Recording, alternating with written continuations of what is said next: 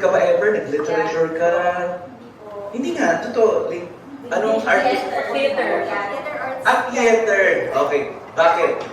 Again, what comprises understanding, everyone? Dalawa yun. Blank plus blank equals understanding. Communication. Okay.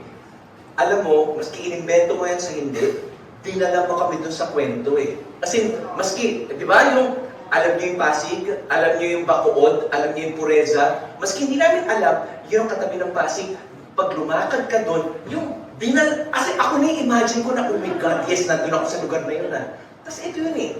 Maski hindi pa namin experience, dinala mo kami doon sa common experience. Ito, paano mo ginagawa yun? Grabe yung storytelling mo. Sabi mo, nung habang sinusot ko siya, biglang umulan.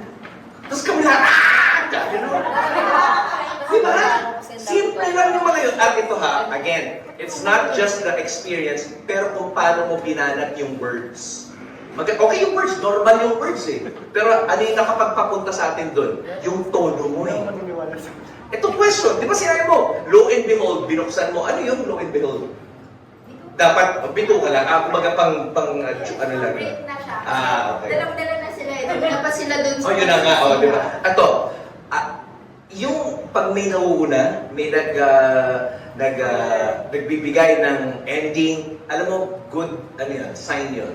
Dahil ibig sabihin, sobrang engrossed sila that they want to know at biglang bigay mo na sa amin. Kasi grabe yung excitement.